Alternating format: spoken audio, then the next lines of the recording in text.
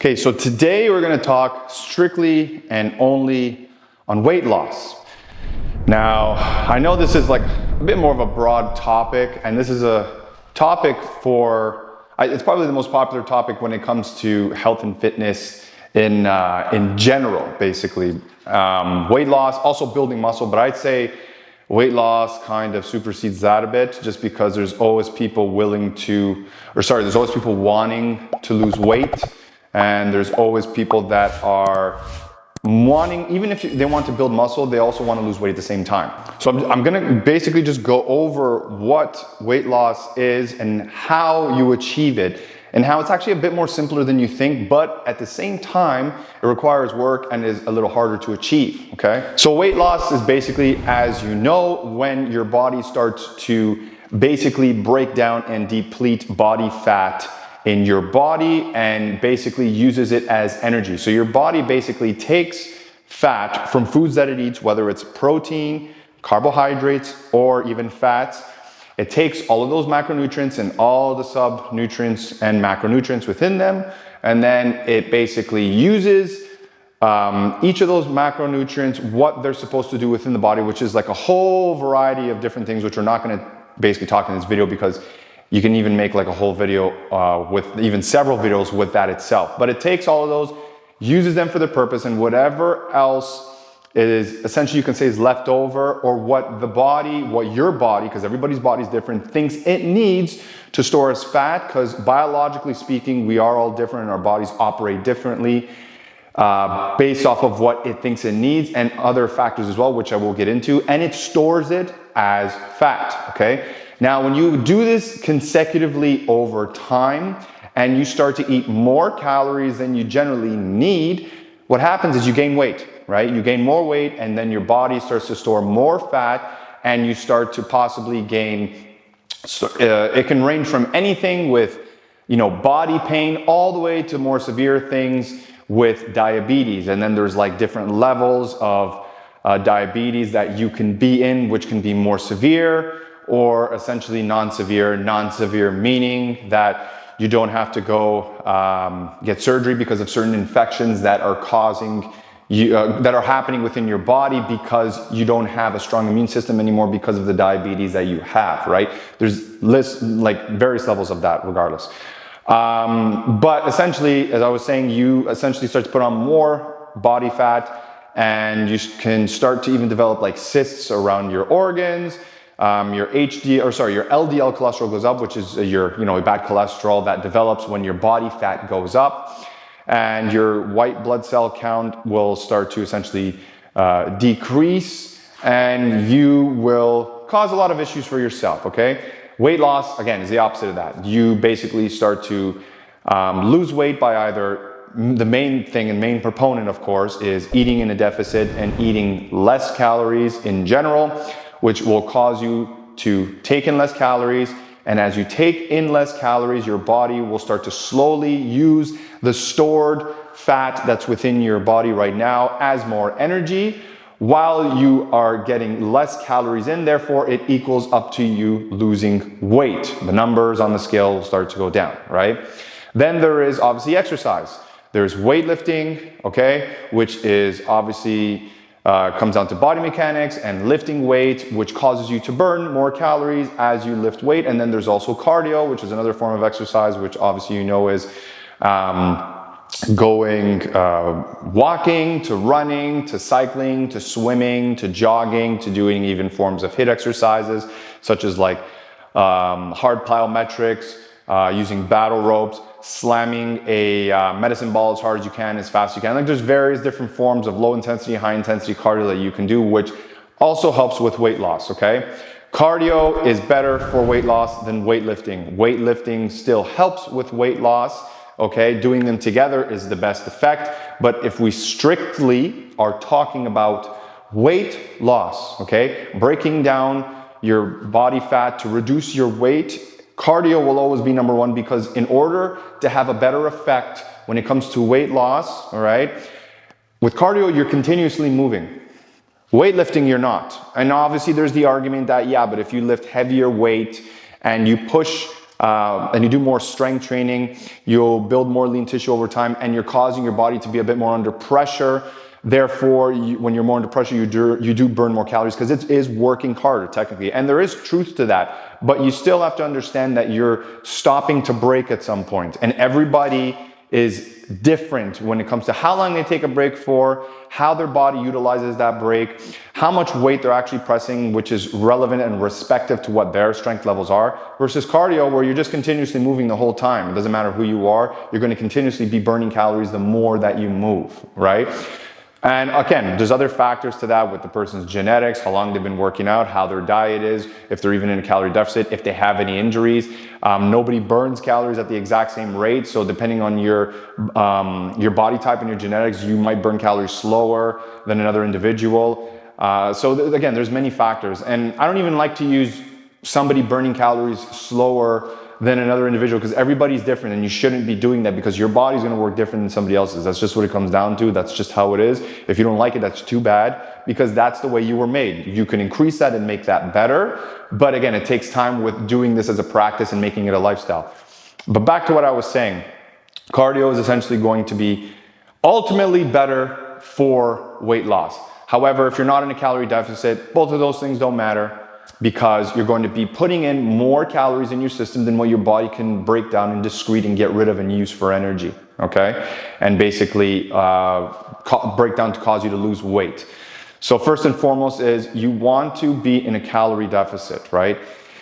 But that begs the question, it's just like, well, how much am I supposed to be in a calorie deficit? What am I supposed to do when it comes to weight loss? How do I tackle this? How many calories do I have to break down in order for me to lose weight? And what if I'm already eating, a low amount of calories already, if you even know how many calories you're eating, right?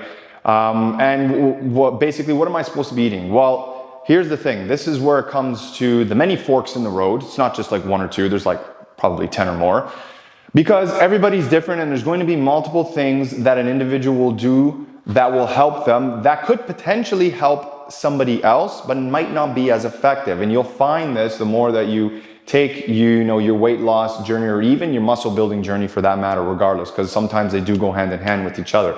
But nonetheless, you'll find that as you take your journey when it comes to weight loss, right? And what I always tell people is the first and foremost thing that you want to do, okay, number one thing, you can go and find a formula online that's going to give you somewhat of an answer on what your calorie range should be in, right? But that's not going to be nowhere near accurate. It could be used as a guideline in order to stick within. But again, you can't think and know that one formula is going to be the answer for every single person on this planet, because everybody operates differently. You can take two people that are roughly the same body weight, that are roughly the same height, and their calorie output will be different because of their daily lifestyles.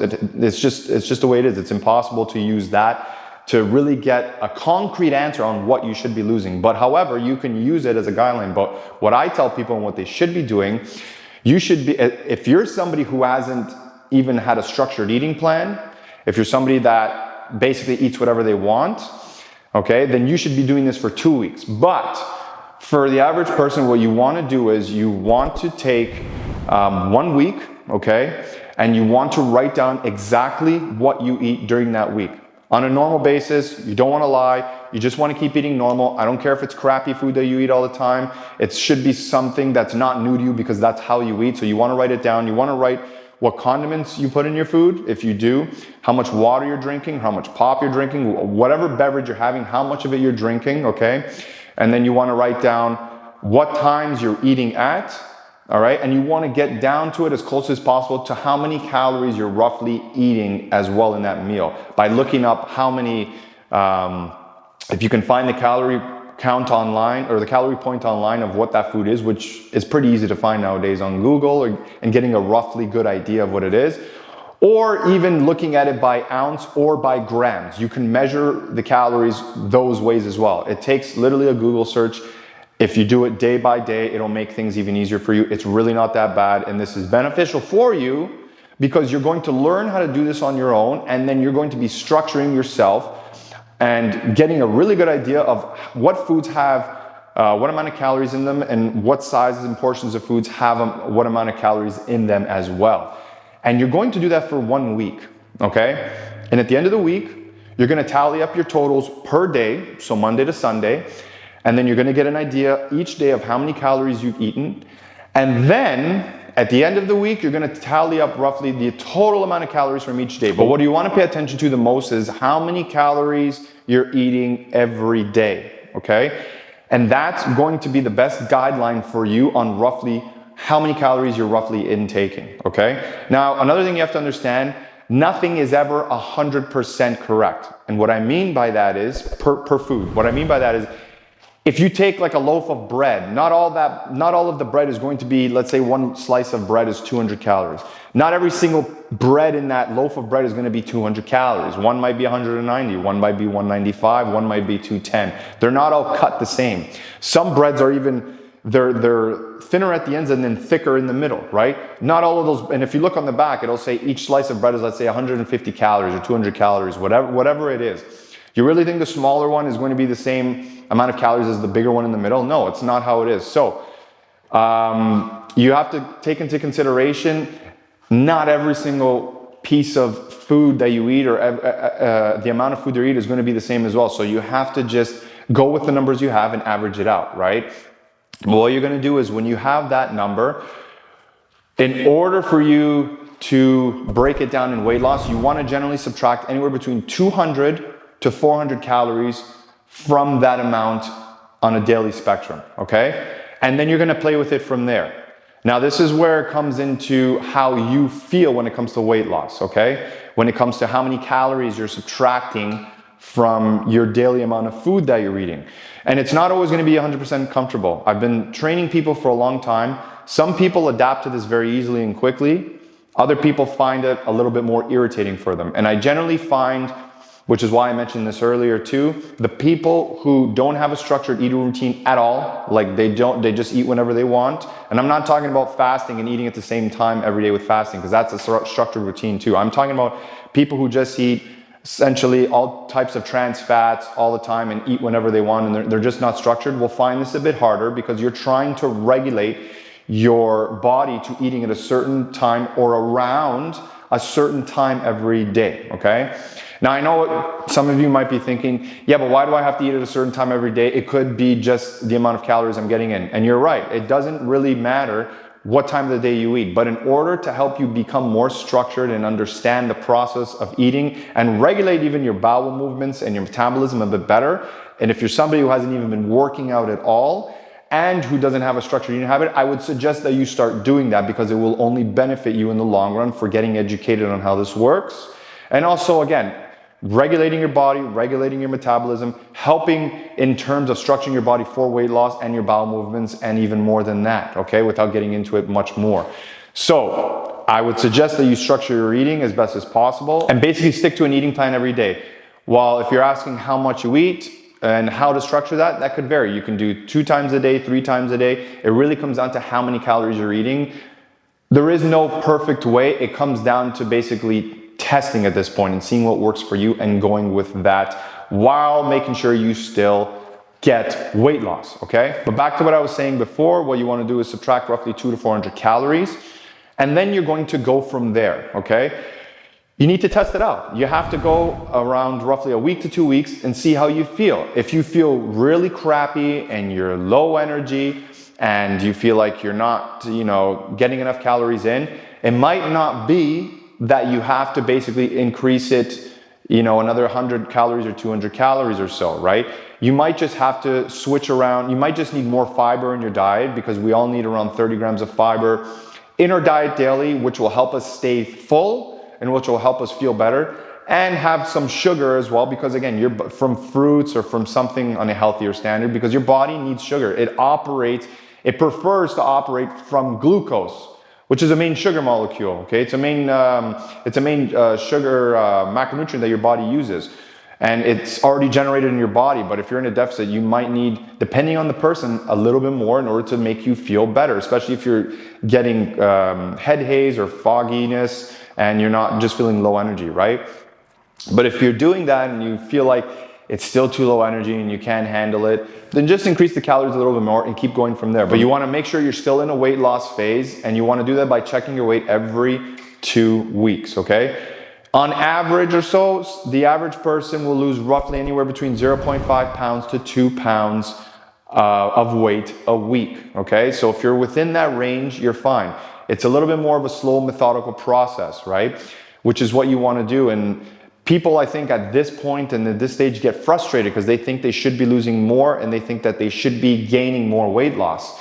And I always come back and I say, well, who are you to say that? Especially if you haven't been working out in a long period of time, you haven't been treating your body properly, you've taken a period of time to put on the weight, why should you get the weight? Why should you have the weight loss right away? Like, that's very selfish of somebody to ask. You need to take it slow, make sure you're doing everything correctly.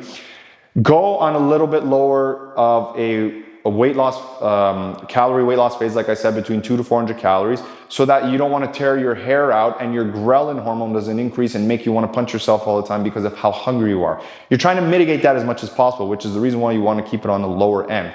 But this is where you have to test it out and see for yourself what works for you. It's never going to be so linear that it's this concrete answer at this concrete time at this way all the time. Otherwise, a lot more people would have been losing weight and it would have been a lot easier, okay? But this is the way to do it, and in my opinion is the best way, which allows the person to get results.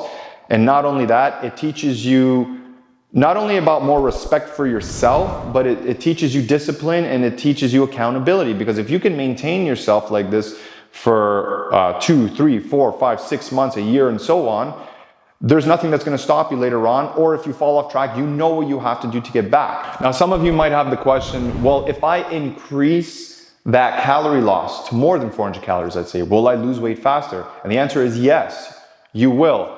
But I would suggest you don't do that, because out of the number, and I've trained over a multitude of people, all from different areas over time, and almost none of them, except for a few select people, were able to decrease their calories at a higher rate and stay within that mindset and frame in order to see the results that they want.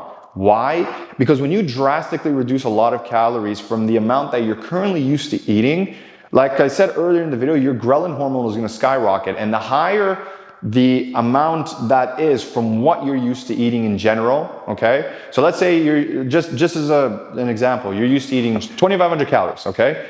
And all of a sudden you drop it by 800 calories.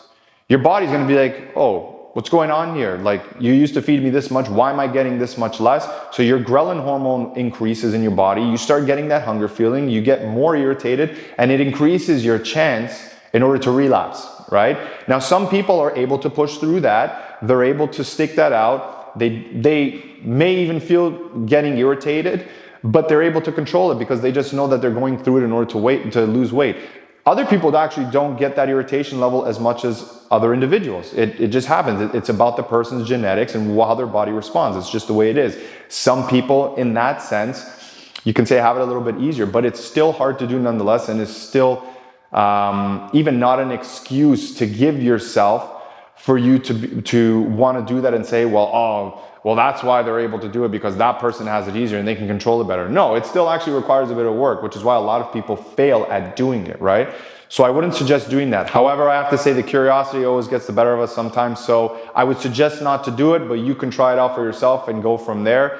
But 9 times out of 10, I'm going to be right about this and say that you're not going to be able to basically go through with it and succeed with it. So if you're doing and you're sticking now, okay, we're back at between 200 to 400 calories per week, you're reducing it, and you're probably thinking, okay, but if I'm going to be doing cardio and I'm going to be weightlifting, do I not have to factor that in? Yes, you should. So on average, again, you're playing with averages of numbers here. You have to figure it out yourself as you go along. And as long as you're still losing weight every week, you're going to be good. If you're feeling a little bit uncomfortable as you're doing it, it's okay. That's normal. It's going to happen. You don't want to feel completely crappy though at the same time. You want to find a good rhythm and your silver lining in between now where you're managing it and you're still feeling okay and you're doing well, right? But essentially you want to factor that in, and on average, an individual will lose anywhere between, let's say, around 200 to 400 calories or so per training session, sometimes even a bit less. It all comes down to the person and their intensity level and how much they're pushing, and obviously how much weight they're pushing, which is respective to what they can handle, and how much they're moving, and so on and so forth. There's a number of factors that add on to that, which will cause the person to lose more calories or not. I wouldn't get too mixed up in that. Just focus on your workout and do it. Don't think, well, am I burning enough calories? You're gonna tear your hair out by doing that. Just get on a rhythm and stick with it. The good thing is the more you work out, your body actually becomes better at burning calories. It doesn't retract. That's actually false. And this is the same with cardio as well. You actually become better at burning calories over time, more slowly, the more that you keep doing it and incorporating it, and keep creating progressive overload and keep challenging yourself every month. You will burn more calories because you will become stronger. You will push yourself a little bit more. Your body will become more efficient at basically breaking down calories and using body fat and the energy when it needs to, and burn more and become a better burner and become better at fueling yourself. So the good thing is the more that you do that, the more you're going to become better at burning calories. And then the other side to that is the more lean tissue and muscle you put on through weightlifting, your body will start to basically take more of the calories and the energy it would store as fat and put it towards substantiating and basically feeding the muscles in order to make sure that they are well fed and that they are well structured and giving the nutrients it needs in order to sustain them from breaking down catabolically over time, which is part of your body getting more efficient at burning the calories and using them where it needs to. So over time, the more you do that, the more beneficial it's going to be for you. But I would factor that into your 200 to 400 calories and play around with it. I've had clients before where I reduce them by about 400 calories or so, and they work out and they're actually still okay. So I just ended up keeping them on that calorie loss by doing that. And if that happens with you, great. If not, again, play around with it, go with it from there, and continuously work with what you have and stick with it and play around with it, because it is part of the whole process of testing to see what works better for you and how you feel at the end of the day when you're doing this process. Okay, hopefully I know it seems like there was quite a bit of information. If you have to watch it a few times to break it down and basically digest it, do that.